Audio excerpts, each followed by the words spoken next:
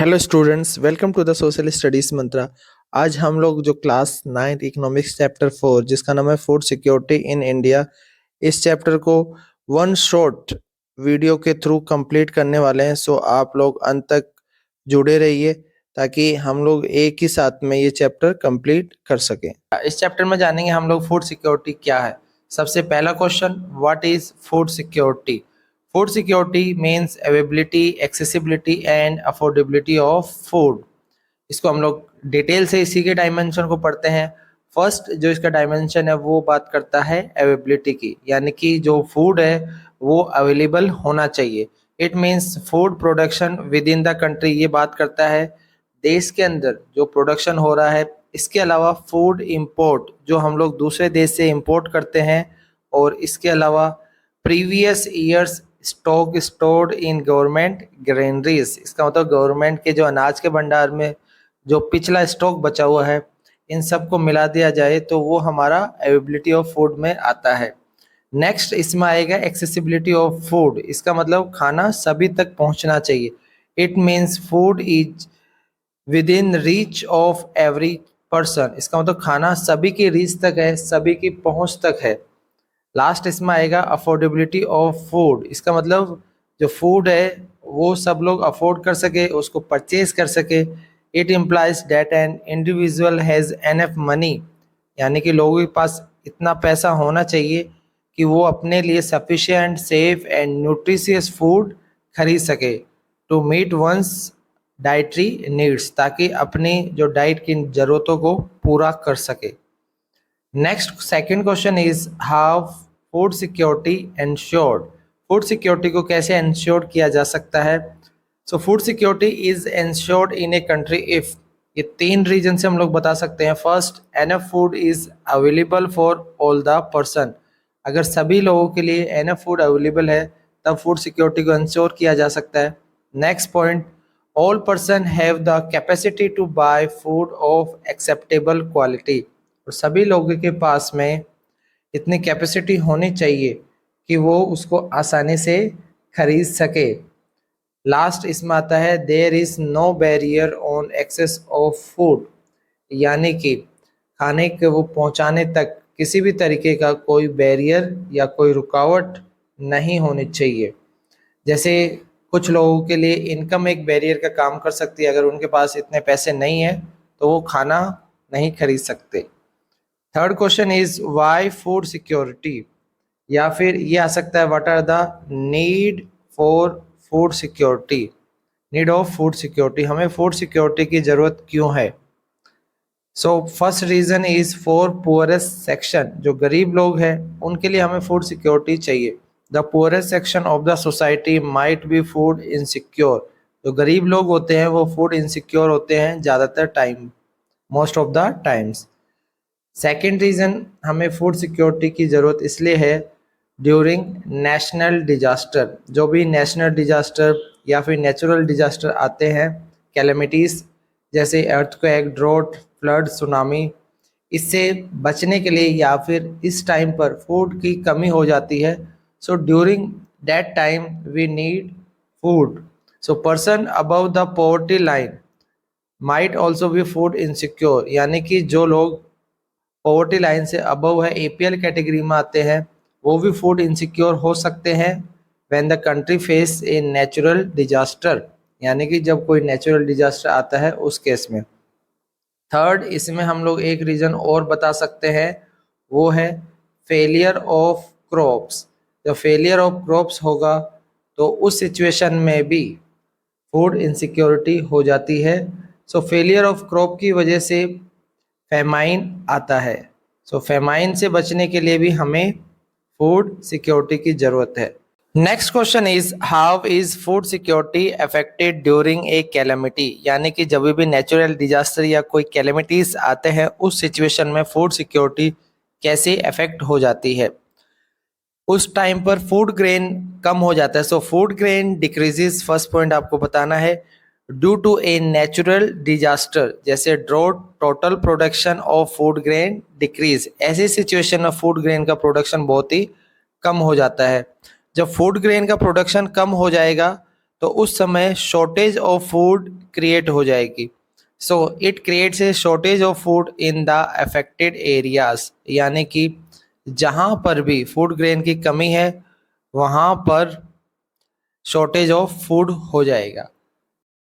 Next point is that due to shortage of food, यानी कि खाने की कमी की वजह से प्राइस इंक्रीज हो जाएगा, so the price goes up. और लास्ट में हमें ये याद रखना है, at the high price some people can not afford to buy food, जिस वजह से कुछ लोग खाना नहीं खरीद पाते, इस वजह से लोग भूखे मरना स्टार्ट हो जाते हैं। So it led to starvation, और इस सिचुएशन को हम लोग स्टारवेशन कह सकते हैं। और अगर इस तरीके की calamity happens in a very wide spread areas और stretch over a long time period, और ये अगर काफ़ी ज़्यादा एरियाज में अगर ऐसी सिचुएशन होती है और ज़्यादा समय तक होती है, तब इससे स्टारवेशन होगा, और स्टारवेशन से it turns into A famine. So starvation convert हो जाएगा फेमाइन में। नाउ अब नेक्स्ट हम लोग देखेंगे व्हाट इज फेमाइन। फेमाइन क्या होता है? फेमाइन बेसिकली बताया गया वाइड स्प्रेड डेथ, उसमें काफ़ी ज़्यादा डेथ होती है ड्यू टू स्टारवेशन, यानी कि स्टारवेशन की वजह से, यानी कि भूखमरी की वजह से, एंड एपिडेमिक्स, महामारी फैल जाती है, इस वजह से लोग मरना स्टार्ट हो जाते हैं। So cause by force use of contaminated water, लोगों के लिए अच्छा पानी पीने के लिए नहीं होता, खाना भी अच्छा नहीं होता, बेकार सड़ा हुआ खाना खाते हैं, जिस वजह से उनका जो बॉडी वेट कम हो जाता है और वो वीक हो जाते हैं और धीरे धीरे मरना स्टार्ट हो जाते हैं। तो सबसे जो भयंकर फेमाइन आया था इंडिया में वो था फेमाइन ऑफ बंगाल इन 1943, क्योंकि उस टाइम पे सेकेंड वर्ल्ड वॉर चल रहा था, जिस वजह से इंडिया से जो फूड था वो दूसरी कंट्रीज में सप्लाई किया जा रहा था। सो यहाँ पर फेमाइन सिचुएशन आने की वजह से काफ़ी लोग डेथ हो चुकी थी, और लगभग बताया जाता है more than 30 lakh people died during that famine. इसके अलावा और एग्जांपल अगर हम लोग देखें, कोविड-19 pandemic also had adverse impact upon the food security. अभी जो हमने देखा था पिछले कुछ सालों में जो कोविड-19 आया था, उस वजह से भी फूड सिक्योरिटी काफ़ी इम्पैक्ट हुई थी। नाउ उसी टाइम पर अगर हम लोग फेमाइन की अगर बात करते हैं, उससे रिलेटेड ये आता है who were affected the most by famine. Famine से सबसे ज़्यादा अफेक्टेड कौन हुए थे? इसमें आता है एग्रीकल्चरल लेबरर्स, यानी कि जिसके पास ज़मीन नहीं है वो, फिशरमैन, ट्रांसपोर्ट वर्कर्स, इसके अलावा जो कैजुअल वर्कर्स है या फिर लेबरर्स है, ये लोग काफ़ी ज़्यादा अफेक्टेड हुए थे during famine. So they were affected the most by increasing price during famine. Now next question, who are food insecure? Food insecure में कौन कौन से आते हैं? इसमें हम लोग सबसे पहले देखेंगे in rural areas. So basically rural areas में आएंगे लैंडलेस पीपल, जिसके पास ज़मीन नहीं है। सेकंड इसमें देखेंगे ट्रेडिशनल आर्टिशन, जो पुराने जो आर्टिशन है वो भी इसी कैटेगरीज में आएंगे। Third petty self employed workers, जो अपना छोटा मोटा काम करते हैं वो वर्कर्स आएंगे। और बेगर्स यानी कि भिखारी। अगर हम लोग अर्बन एरियाज़ की बात करें, अर्बन एरियाज़ में आएंगे इल पेड ऑक्यूपेशन करने वाले। इल पेड का मतलब होता है जिनको कम पैसा मिलता है। नेक्स्ट कैजुअल लेबर, मार्केट में काम करने वाले लोग। और इसके अलावा जो सीजनल एक्टिविटीज़ में होते हैं, सो इसमें थर्ड हम लोग लिख सकते हैं जो भी पर्सन सीजनल एक्टिविटीज़ में इन्वॉल्व होते हैं इन अर्बन एरियाज़, वो भी फूड इनसिक्योर है, क्योंकि सीज़न के अकॉर्डिंग उनकी सेल होती है और उसके बाद उनको काम नहीं मिल पाता और उनका जितना भी प्रॉफिट होता है वो काफ़ी कम हो जाता है।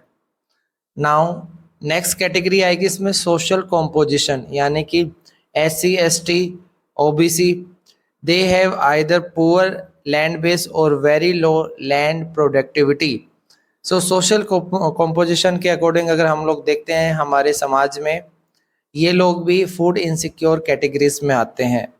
So the people affected by natural disaster. Next category आती है वो लोग जो नेचुरल डिजास्टर से अफेक्टेड होते हैं, वो भी फूड इनसिक्योर में आते हैं, ये हम पहले ही देख चुके हैं। नेक्स्ट कैटेगरी आएगी प्रेग्नेंट एंड नर्सिंग मदर्स, इसके अलावा children under the age of 5 years, ये भी फूड इनसिक्योर उस कैटेगरीज में आएंगे। नेक्स्ट हम लोग देख लेते हैं कुछ फूड इनसिक्योर रीजन इंडिया में कौन से हैं जो काफ़ी इकोनॉमिकली बैकवर्ड स्टेट होते हैं, वो इसमें आएंगे। जैसे उत्तर प्रदेश, इसके अलावा Bihar, Jharkhand, Orissa, West Bengal, Chhattisgarh and some parts of Madhya Pradesh और लास्ट महाराष्ट्र। यहाँ पर फूड इनसिक्योर रीजन है, इसका हम लोग पार्ट 2 कंप्लीट करेंगे। सो आज की क्लास स्टार्ट करते हैं। हमारा टॉपिक होगा हंगर के बारे में। So hunger lead to poverty. Hunger का मतलब जैसे आप लोग जानते हो भूख, इसकी वजह से पॉवर्टी आती है। इट इंडिकेट्स फूड इनसिक्योरिटी, और ये क्या बताता है, ये बताता है फूड इनसिक्योरिटी की बारे में। So it is an expression of poverty, ये पॉवर्टी को एक्सप्रेस करता है। इसके साथ ही साथ इट ब्रिंग्स अबाउट पॉवर्टी, और ये भी आपको ध्यान रखना है हंगर की वजह से पॉवर्टी आती है। कैसे आती है आप लोगों ने देखा होगा, जो भी पर्सन भूखा होगा वो काम नहीं कर पाएगा, काम नहीं कर पाएगा तो वो अर्निंग नहीं कर पाएगा, जिस वजह से गरीबी आएगी। नेक्स्ट इसी में आता है the attainment of food security.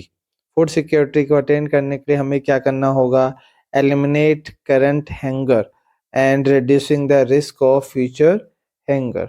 Now next there are 2 types of hunger. Hunger के कितने टाइप्स हैं, 2 टाइप्स हैं। पहला है क्रॉनिक हंगर्स, दूसरा सीजनल हंगर। अब एक एक करके इनको पढ़ते हैं। सबसे पहले हम लोग पढ़ेंगे क्रॉनिक हंगर। क्रॉनिक हंगर वो हंगर जो बार बार आता है, और जो सीजनल हंगर वो होता है जो एक पर्टिकुलर सीजन के लिए होता है, यानी शॉर्ट टर्म के लिए होता है। क्रॉनिक हंगर लॉन्ग टर्म के लिए होता है।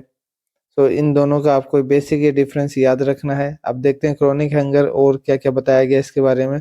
It is A consequence of diet in educates, यानी कि जब खाने की कमी होना इन टर्म्स ऑफ क्वांटिटी और क्वालिटी, दोनों टर्म्स में क्वांटिटी भी नहीं मिल पाना और अच्छी क्वालिटी का भी नहीं मिल पाना, फूड क्या कहलाता है, chronic hunger. So people suffer due to very low income, जब लोगों के पास में पैसा नहीं होता तो उस वजह से वो ये खाना परचेस नहीं कर पाते। Inability to buy food even for survival, जीने के लिए भी वो खाना खरीद नहीं पाते, उसे हम लोग क्या कहते हैं, क्रॉनिक हंगर। क्रॉनिक हंगर से आप लोग समझ गए होंगे वो सिचुएशन जब लोगों के पास में पैसा नहीं होता और वो बेसिक नीड्स भी पूरी नहीं कर पाते। नाउ नेक्स्ट सीजनल हंगर की अगर बात करें, it is related to cycle of food growing and harvesting से रिलेटेड है। ये जैसे नाम से पता चल रहा है सीजनल हंगर, जो एक पर्टिकुलर सीजन में इसमें देखा जाता है हंगर की कंडीशन के बारे में। It is prevalent in rural areas, और ये ज्यादातर कहाँ देखने के लिए मिलेगा, रूरल एरियाज यानी कि गांव वाले इलाकों में। इसका कारण बताया गया because of seasonal nature of agricultural activities, क्योंकि रूरल एरियाज में मैक्सिमम लोग एग्रीकल्चरल एक्टिविटीज में बिजी रहते हैं और वहां पर कुछ पर्टिकुलर टाइम बाद में लोगों को काम से निकाल दिया जाता है, जिस वजह से उनके पास इनकम सोर्स नहीं होता और सीजनल हंगर हो जाता है। और अगर हम लोग अर्बन एरियाज में बात करें, वहां पर होता है कैजुअल लेबर के लिए, जो दिहाड़ी मजदूर होते हैं। इस तरीके से हमने दोनों के डिफरेंस को देख लिया है। Now next the percentage of seasonal and chronic hunger has decline in India. अगर परसेंटेज वाइज अगर हम लोग डिस्कस करते हैं तो वो काफी कम हो चुका है। आपकी बुक में टेबल दे रखी है, उसमें बताया गया है रूरल और अर्बन एरियाज में कंपेयर करके, और ये दोनों ही अब कम हो चुके हैं। Next, India is aiming at self sufficiency in food grain since independence. इसका मतलब आज़ादी के बाद से ही जो हमारे देश का मकसद रहा है वो है फूड ग्रेन में सेल्फ सफिशिएंसी, यानी कि आत्मनिर्भरता प्राप्त करना। इसके लिए हमारे जो पॉलिसी मेकर्स है उन्होंने बहुत सारे प्रयास किए हैं। So Indian policy maker adopted all measures to achieve self sufficiencies in food grains, and next they adopted a new strategy in agriculture which resulted in a green revolution. और उसके बाद में 1960s के बाद हमने देखा कि इंडिया ने ग्रीन रेवोल्यूशन फॉलो किया, specially in the production of wheat and rice में। इसके रिगार्डिंग आपको एक बात याद रखनी है, Indira Gandhi release a special stamp entitled, जिसका नाम था व्हीट रिवोल्यूशन इन जुलाई 1968। इसके लिए आपको ईयर भी याद रखना है, क्योंकि ये 1 मार्क में क्वेश्चन आ जाता है। इंदिरा गांधी ने जो स्पेशल स्टाम्प रिलीज किया था इसके रिगार्डिंग व्हीट रिवोल्यूशन के नाम से, कब किया था? जुलाई 1968। इसकी फोटो हम लोग देख सकते हैं इसमें, व्हीट रिवोल्यूशन 1968, ये एक स्टाम्प है। Now next, outcome of green revolution. Green revolution के क्या आउटकम निकल कर आए या आपके इसके क्या इम्पैक्ट देखने के लिए मिलते हैं? First point is production of wheat and rice increase. इसे देखने के लिए मिलता है कि जो व्हीट और राइस का प्रोडक्शन है वो पहले के मुकाबले काफी इंक्रीज हो चुका है। Next, increase in food grain was disproportionate, means वो इक्वल नहीं है। हाईएस्ट जो ग्रोथ रेट देखने के लिए मिलती है वो यूपी और एमपी में देखने के लिए मिली है। कुछ स्टेट में बहुत ही कम ग्रोथ रेट देखने के लिए मिली है।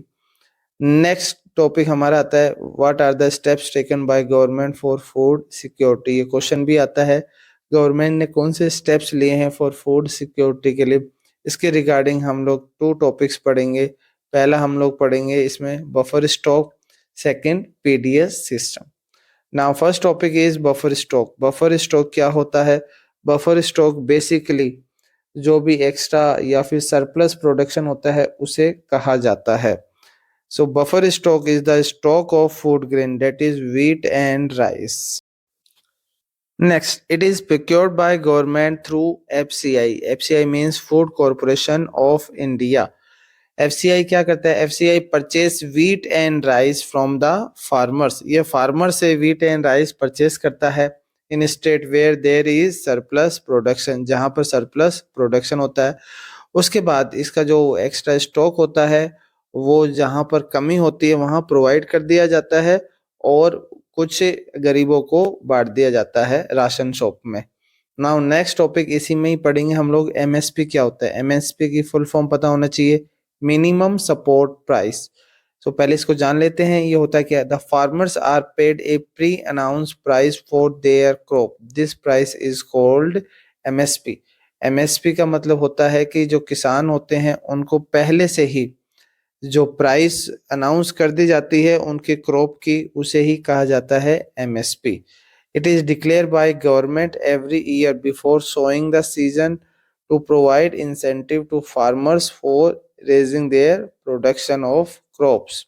और ये गवर्नमेंट के द्वारा हर साल सोइंग से पहले ही, यानी कि जब भी फसल को उगाते हैं उससे पहले ही इसको अनाउंस कर दिया जाता है ताकि किसानों को ये इंसेंटिव मिले, ताकि वो अपने ज़्यादा से ज़्यादा प्रोडक्शन इसमें बढ़ा सके।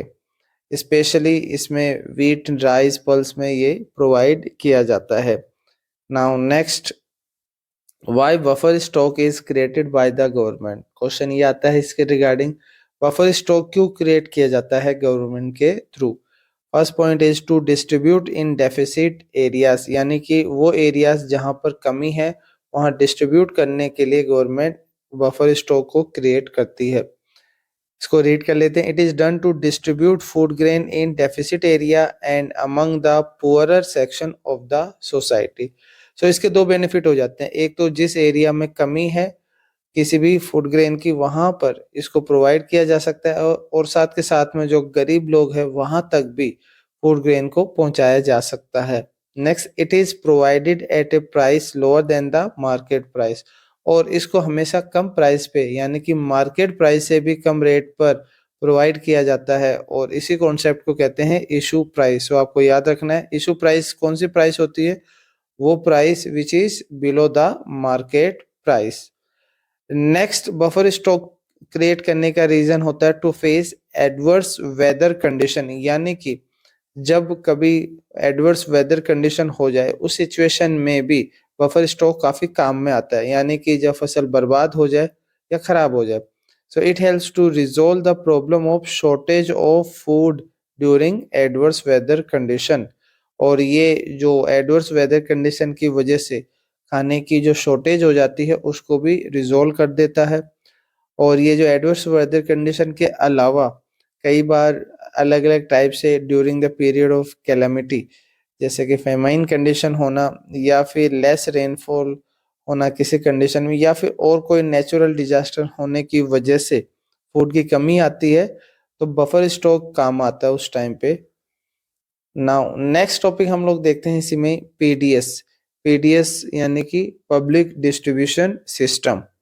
So the food procured by the FCI is distributed through government regulated ration shop। जो भी फूड FCI प्रिक्योर करती है, यानी कि जिसको FCI खरीद लेती है, उस फूड को जो गवर्नमेंट की राशन शॉप के थ्रू पुअर सेक्शन में बांट दिया जाता है। So through government regulated ration shop among the poor section of the society, this is called PDS. आपको ये याद रखना है, लोगों में राशन शॉप के थ्रू जो भी एफसीआई ने परचेस किया था उसको जो डिस्ट्रीब्यूट कर दिया जाता है उसे हम लोग क्या कहते हैं, पीडीएस सिस्टम उसे कहा जाता है। Ration shop are also known as fair price shop, ये भी आपको याद रखना है। राशन शॉप का दूसरा नाम क्या है, फेयर प्राइस शॉप, उचित मूल्य दुकान, इसको हम लोग कह सकते हैं राशन शॉप। यहाँ पर लोगों को कम रेट पे, बहुत ही कम रेट पर राइस, व्हीट और बहुत सारे आइटम मिलते हैं यहाँ पर। So it keep stock of food grain like wheat, rice, sugar and kerosene भी इसमें आता है। These items are sold to people at a price lower than market price, और यहाँ पर मार्केट प्राइस से बहुत ही कम रेट पर लोगों को ये आइटम प्रोवाइड किया जाता है। इसमें कुछ रुपीस के बारे में बता रखा है, कितने रुपीस में क्या मिलता है वो भी आपको ध्यान रखना है। Any family with A ration card, जिस फैमिली के पास में राशन कार्ड है उसी को ही ये आइटम मिल सकता है। Can buy 35 kg of grain that is rice and wheat, यानी कि एक फैमिली को 35 kg ऑफ ग्रेन मिलेगा, 5 litre of kerosene, 5 kg of sugar every month मिलेंगे। और इसमें आपको याद रखना है राइस और व्हीट बहुत ही कम रेट पे, व्हीट जैसे 2 rupees per KG and rice 3 rupees per KG के अकॉर्डिंग यहाँ पर कोई भी पर्सन आसानी से ये सामान ले सकता है। नाउ नेक्स्ट हम लोग इसमें देखते हैं, ये फोटो दे रखी है, इसमें देख सकते हैं आप लोग लाइन में लगे हुए हैं राशन शॉप पर और अपना राशन कार्ड दिखाकर ये कम रेट पे सामान ले सकते हैं। नेक्स्ट हम लोग देखते हैं पीडीएस के दो डायमेंशन है। फर्स्ट डायमेंशन इज रेशनिंग और सेकंड डायमेंशन है पॉवर्टी एलिवेशन प्रोग्राम, जिसको शॉर्ट में हम लोग कह सकते हैं पेप्स। सो पहले हम लोग देखते हैं जो फर्स्ट डायमेंशन है रेशनिंग के बारे में। रेशनिंग जो स्टार्ट हुआ था इंडिया में वो हुआ था आफ्टर 1940s। 1940s के बाद में हुआ था ड्यूरिंग बंगाल फेमाइन के बाद, एंड उसके बाद 1960s के बाद में हमारे यहाँ पर फूड शॉर्टेज की कमी की वजह से ये काफ़ी ज़्यादा यूज में आने लगा था। सो अब हम लोग इसमें देखते हैं रेशनिंग में ही प्रोग्राम ड्यूरिंग 1970s में कौन कौन से प्रोग्राम चलाए गए थे, जिसमें पीडीएस आप लोग जानते हैं फर्स्ट। सेकंड इसमें आता है आईसीडीएस। आईसीडीएस की फुल फॉर्म पता होना चाहिए, इंटीग्रेटेड चाइल्ड डेवलपमेंट, जो 0 to 6 ईयर मतलब 6 साल से छोटे बच्चों के लिए ये काम में आता है। इन 1975 इसको स्टार्ट किया गया था। इसका ऑब्जेक्टिव है to improve nutritional and health status of children below 6 year, यानी कि 6 साल से छोटे बच्चों के ये जो भी न्यूट्रिशनल एंड हेल्थ स्टेटस को इम्प्रूव करने में काम में आता है। नेक्स्ट प्रोग्राम था वो था फूड फॉर वर्क, FFW। इसका मतलब होता है काम के बदले खाना मिलेगा। ये कब चलाया गया था, इन 1977 एंड 1978। इसके ईयर भी आपको दोनों के याद रखने। आईसीडीएस के लिए आपको याद रखना है 1975 and food for work 1977-78। Next जो डायमेंशन आता है वो आता है poverty alleviation program, PAPS PAPS. इसमें फर्स्ट तो इसमें हो गया पीडीएस। सेकंड इसमें आता है mid day meal scheme. Mid day meal scheme जो स्कूलों में बच्चों को दोपहर का भोजन दिया जाता है वही होती है। थर्ड इसमें आता है मनरेगा एम्प्लॉयमेंट प्रोग्राम में, जिसमें लोगों को फुल गारंटी दी जाती है साल भर में कि उनको 100 दिन का गवर्नमेंट के थ्रू काम मिलेगा। नाउ आज का लास्ट टॉपिक पढ़ते हैं हम लोग, right A short note on food security act. ये एक्ट कब आया था? 2013 में। इस एक्ट के कुछ पॉइंट हम लोग पढ़ लेते हैं। This act provide for food and national security life at affordable price. और ये एक्ट क्या प्रोवाइड करवाता है? Food and national. आज का लास्ट टॉपिक पढ़ते हैं हम लोग, फूड सिक्योरिटी एक्ट के बारे में। इसके ऊपर शॉर्ट नोट आ सकता है। सबसे पहले इसके बारे में जान लेना चाहिए, एक्ट कब आया था? 2013 में। सो ईयर याद रखना है। इसके कुछ हम लोग फीचर्स पढ़ लेते हैं। This act provide for food and nutritional security life. ये एक्ट क्या प्रोवाइड करता है? Food and nutritional security life at affordable price, यानी कि कम रेट पर प्रोवाइड करवाता है। And enable people to live a life with dignity. Next point इसी में आता है, ये आपको याद रखना। Under this act 75% of the rural population कितनी percent? 75। And 50% of the urban population, और अर्बन पॉपुलेशन कितनी? 50% have been categorize as eligible household for food security. So इसके लिए एलिजिबल कौन है? रूरल पॉपुलेशन की बात करें तो उसमें 75%, एंड अगर अर्बन पॉपुलेशन की बात करें तो उसमें 50% लोग इसमें एलिजिबल है। सो ये हमने फूड सिक्योरिटी एक्ट को कंप्लीट कर लिया है। स्टूडेंट्स, आज की क्लास स्टार्ट करते हैं और आज हम लोग पढ़ेंगे करंट स्टेटस ऑफ पीडीएस, यानी कि पब्लिक डिस्ट्रीब्यूशन सिस्टम के बारे में हम लोग डिटेल से जानने वाले हैं कि इससे रिलेटेड और कौन सी स्कीम लॉन्च हुई है। सबसे पहले हम लोग पढ़ते हैं फर्स्ट नंबर पे पीडीएस अप टू 1992। इसका जो टारगेटेड ग्रुप था वो यूनिवर्सल था, यानी कि ये सभी लोगों के लिए था।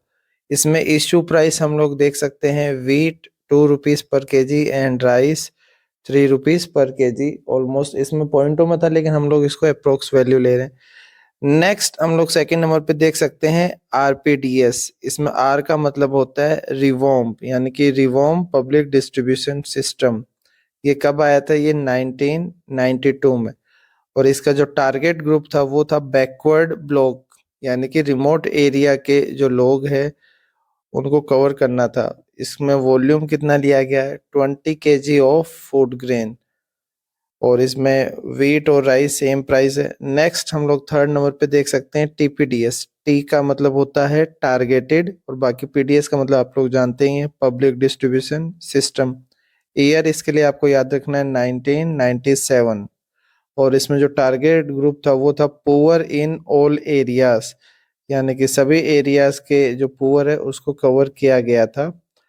इसमें जो वॉल्यूम है वो बढ़ा दिया गया था, ये था 35 केजी ऑफ फूड ग्रेन, जो अभी भी इतना ही दिया जाता है। इशू प्राइस हम लोग इसमें देख सकते हैं, बीपीएल और एपीएल दो कैटेगरी में इसमें डिवाइड कर दिया गया है। बीपीएल के लिए वीट ₹2 पर KG and rice 3 rupees per KG के हिसाब से है, और एपीएल यानी कि अबव पॉवर्टी लाइन के लिए वीट ₹6 है और राइस 8 रुपीज है। नेक्स्ट हम लोग देख सकते हैं दो स्कीम आई थी 2000 में। एक आई थी अंत्योदय अन्न योजना, और जो दूसरी स्कीम थी वो थी अन्नपूर्णा स्कीम। सबसे पहले हम लोग देखते हैं अंत्योदय अन्न योजना। ये डिटेल से भी आगे हम लोग पढ़ेंगे। सो इसके लिए टारगेटेड ग्रुप आपको याद रखना है पुअरेस्ट ऑफ द पुअर, यानी गरीबों में भी जो सबसे ज्यादा गरीब है वो इसके अंतर्गत आता है। इसका अगर वॉल्यूम देखते हैं कितना आता है, 35 केजी ऑफ फूड ग्रेन। बाकी वीट और राइस आप लोगों को पता ही, wheat 2 rupees per KG and rice 3 rupees per KG के हिसाब से इसमें प्रोवाइड किया जाता है। नेक्स्ट इसी से रिलेटेड स्कीम हम लोग देख सकते हैं एपीएस। ये भी 2000 में लॉन्च हुई थी, और ये स्पेशली किसके लिए है? इंडिजिनस सीनियर सिटीजन, यानी कि जो भी सीनियर सिटीजन है उसके लिए ये स्कीम है। इसमें 10 KG of food grain provide किया जाता है। एपीएस स्कीम में वीट और rice free of cost provide किया जाता है। इसके अलावा 2013 में एनएफएसए यानी कि नेशनल फूड सिक्योरिटी एक्ट आया था, जिसको हम लोग कल पढ़ चुके हैं। उसके अकॉर्डिंग प्रायोरिटी हाउस होल्ड के अकॉर्डिंग रूरल एरियाज कितना कवर किया गया है? 75%, और अर्बन एरियाज 50%। इसमें 5 केजी पर पर्सन पर मंथ प्रोवाइड किया जाता है, wheat 2 rupees and rice 3 rupees के हिसाब से। नेक्स्ट हम लोग देख सकते हैं there are 3 kinds of ration card. Ration card के 3 काइंड्स है, ये आपको 1 मार्क के लिए स्पेशली याद रखना है। सबसे पहला कार्ड कौन सा है? अंत्योदय कार्ड है। ये होता है for the poorest of the poor people के लिए। नेक्स्ट नंबर पे आता है बीपीएल कार्ड। बीपीएल कार्ड होता है for those below poverty line के लिए। एंड लास्ट थर्ड आता है एपीएल कार्ड। एपीएल कार्ड होता है फॉर ऑल अदर्स, बाकी जो गरीब लोग हैं उनके लिए आता है। सो तीनों टाइप के कार्ड का नाम याद रखना। First Antyodaya card, second BPL card and last APL card. Next हम लोग देख सकते हैं मेरिट्स ऑफ पीडीएस। पीडीएस के क्या फायदे हैं? First, it helps in stabilising price. पहला बेनिफिट क्या है? ये प्राइस को स्टेबलाइजिंग यानी कि स्थिर करने में मदद करता है। इसके साथ ही साथ making food available at affordable price, और खाना सब लोगों को कम रेट पर, अभी हमने देखा था ना जैसे 2 रुपीज 3 रुपीज पर केजी के हिसाब से कम रेट पर गरीबों को प्रोवाइड करवाता है। सेकेंड बेनिफिट है इट हेल्प अगेंस्ट हंगर, यानी कि ये भूखमरी मिटाने में मदद करता है। साथ के साथ फेमाइन जैसी सिचुएशन से भी लड़ने में मदद करता है। By supplying food from surplus region to the deficit region. और ये कैसे काम करता है? जैसे हमने पढ़ा था ना, जहां पर भी सरप्लस रीजन होता है वहां से ये प्रोवाइड करवाता है डेफिसिट रीजन वाले एरिया में। Third benefit, the price have been under revision in favour of poor household, और गरीबों को ध्यान में रखते हुए प्राइस को चेंज किया जाता है। Last, MSP and PDS have contributed. MSP ने एंड पीडीएस ने कंट्रीब्यूट किया किस चीज में? To increase food grain production. अब इसकी वजह से फूड ग्रेन प्रोडक्शन बढ़ चुका है। Second, to provide income security to the farmer. So farmer के लिए भी ये काफी बेनिफिशियल है, उनके लिए ये इनकम सिक्योरिटी प्रोवाइड करवाता है। नेक्स्ट अब हम लोग देखते हैं इसके डिमेरिट्स क्या है, क्या नुकसान है पीडीएस के। फर्स्ट जो डिमेरिट है वो ये है हंगर प्रिविलेंट, यानी कि अभी भी भूखमरी पूरी तरीके से खत्म नहीं हुई है। डिस्पाइट ओवरफ्लोइंग ग्रेनरीज, इतने ज्यादा अनाज के भंडार होने के बावजूद भी ये देखा जाता है कि हंगर अभी भी कंप्लीटली खत्म नहीं हुई है। सेकंड, इसका डिमेरिट है food grain rotted, FCI godown, और ये देखा जाता है कि जो फूड कॉरपोरेशन ऑफ इंडिया यानी कि एफसीआई के जो गोडाउन है, यहाँ पर फूड ग्रेन यानी अनाज खराब हो जाता है। Are overflowing with grains with some rotting away and some eaten by rats, कुछ वैसे ही सड़ जाते हैं, खराब हो जाते हैं, और कुछ जो चूहे हैं, रेट है, वो उसको खा जाते हैं। थर्ड, इसका जो डिमेरिट्स है वो है high carrying cost.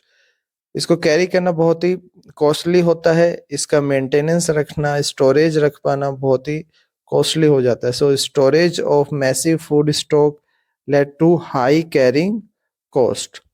Fourth, procurement is limited, so it is concentrated in a few prosperous region like Punjab, Haryana, western UP and Andhra Pradesh. और इसमें साथ ही साथ ये बताया जाता है it is mainly of two crop. Mainly कौन सी क्रॉप के लिए है? ये है ओनली व्हीट एंड राइस के लिए देखा गया है। नेक्स्ट डिमेरिट है एनवायरमेंटल डिग्रेडेशन, इससे हमारे एनवायरमेंट को भी नुकसान होता है। So the intensive utilisation of water led to environmental degradation and water level, इससे क्या हो जाता है? कम हो जाता है। ज्यादा जब जो वाटर है उसका यूज किया जाएगा तो उससे कई बार देखा जाता है ओवर इरिगेशन जो लैंड के लिए नुकसानदायक होता है, और वाटर टेबल भी यानी कि water level, ground water level कम हो जाता है। लास्ट हम लोग देख सकते हैं इसमें malpractices by the PDS dealer. PDS dealer के द्वारा काफी धोखाधड़ी की जाती है इसमें। First, they diverting grain to open market to get better margin या फिर बेटर प्रॉफिट। जो पीडीएस डीलर होते हैं वो क्या करते हैं, इसको ओपन मार्केट में बेच देते हैं ताकि उनको ज्यादा से ज्यादा प्रॉफिट मिल सके। Second, selling poor quality grain at ration shop, ये काफी बार देखा जाता है राशन शॉप पे बहुत ही बेकार क्वालिटी का ग्रेन प्रोवाइड किया जाता है, अच्छी क्वालिटी का वो लोग अभी जैसे हम लोग पढ़ चुके हैं ओपन मार्केट में बेच देते हैं। Third, irregular opening of shop, और शॉप को भी वो रेगुलर ओपन नहीं करते।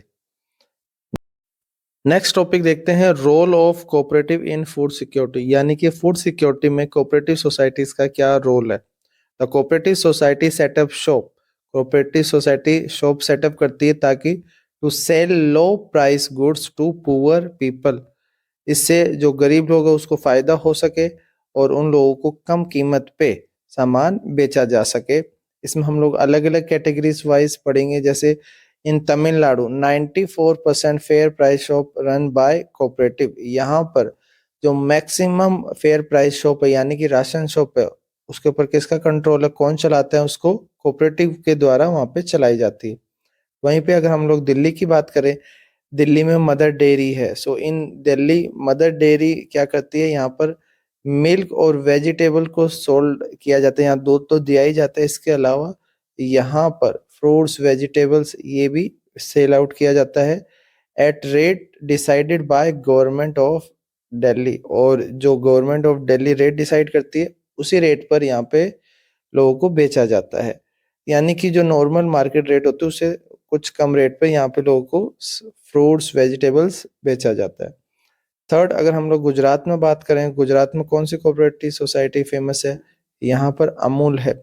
और अमूल का तो नाम आप लोगों ने सुना ही होगा, जैसे फोटो में देख सकते हैं अमूल मिल्क से रिलेटेड है। ये वाइट रिवोल्यूशन में काफी इंपॉर्टेंट रोल प्ले किया था। So Amul play important role in white revolution, white यानी कि मिल्क रिवोल्यूशन की अगर बात करें, इससे मिल्क का प्रोडक्शन काफी इंक्रीज हो गया। लास्ट हम लोग देख सकते हैं महाराष्ट्र में, महाराष्ट्र में आपको याद रखना है एडीएस, एडीएस क्या सेटअप करती है, ग्रेन बैंक। सो सबसे पहले देखना होगा एडीएस की full form academy of development science, it has facilitated a network of NGO for setting up grain bank. ADS ने बहुत सारे एनजीओ के साथ मिलकर ग्रेन बैंक सेटअप किए हैं ताकि लोगों को अनाज प्रोवाइड किया जा सके। नेक्स्ट टॉपिक जो हमने पहले बताया था अंत्योदय अन्न योजना के बारे में, उसको डिटेल से पढ़ते हैं, इसके ऊपर क्वेश्चन आ सकता है। सबसे पहले आपको याद रखना है इसको कब लॉन्च किया गया था। So it was launch in December 2000 में इसको लॉन्च किया गया था। Next point, under this 1 crore of the poorest among the BPL family, यानी कि बीपीएल फैमिली में से भी जो सबसे ज्यादा गरीब है उन लोगों को कवर किया गया था under the targeted public distribution system were identified. Next, इसमें पहले 25 केजी फूड ग्रेन प्रोवाइड किया जाता था, किस रेट पे, 2 rupees per KG for wheat and ₹3 पर केजी फॉर राइस। उसके बाद इसको बढ़ाकर कितना कर दिया गया, 35 KG with effect from April 2002 में इसको इंक्रीज कर दिया गया था, 35 केजी कर दिया गया था। इसके अलावा विद दिस इंक्रीज इसमें 2 करोड़ फैमिलीज को अब कवर किया गया है। पहले इसमें जैसे हम लोग पढ़ चुके हैं इसमें 1 करोड़ फैमिली को इंक्लूड किया गया था पहले, लेकिन उसके बाद इसको बढ़ाकर कितना कर दिया, 2 करोड़ फैमिलीज। नाउ नेक्स्ट आज का लास्ट टॉपिक देखते हैं, वो जानते हैं हम लोग सब्सिडीज के बारे में। आप लोगों ने सुना होगा सब्सिडी क्या होती है। Basically it is a payment that a government makes to a producer to supplement the market price of a commodities. Subsidies can keep consumer price low, subsidies क्या करती है, प्राइस को कम कर देती है while maintaining a higher income for domestic producer. So subsidies ये basically government किसानों को प्रोवाइड करवाती है और इसके अलावा आम जनता को भी प्रोवाइड करवाती है। जैसे उज्ज्वला में एलपीजी जो सिलेंडर है वो कम रेट में प्रोवाइड किया जाता है, उसका कुछ पैसा गवर्नमेंट पे करती है और कुछ पैसा ही लोगों को पे करना पड़ता है। इस तरीके से स्टूडेंट आज हमने ये चैप्टर पूरा कंप्लीट कर लिया है और ये इकोनॉमिक्स भी इसी चैप्टर के साथ में कंप्लीट होती है। इसके बाद अब हम लोग ज्योग्राफी स्टार्ट करेंगे। ज्योग्राफी के हम लोग फर्स्ट 3 चैप्टर कंप्लीट कर चुके हैं। अब कल से नेक्स्ट चैप्टर यानी कि चैप्टर 4 ज्योग्राफी का स्टार्ट करेंगे। तब तक आप लोग इस चैनल से जुड़े रहिए और कोशिश कीजिए इस चैनल को ज़्यादा से ज़्यादा लोगों में शेयर करें एंड सब्सक्राइब जरूर करें। Thank you students.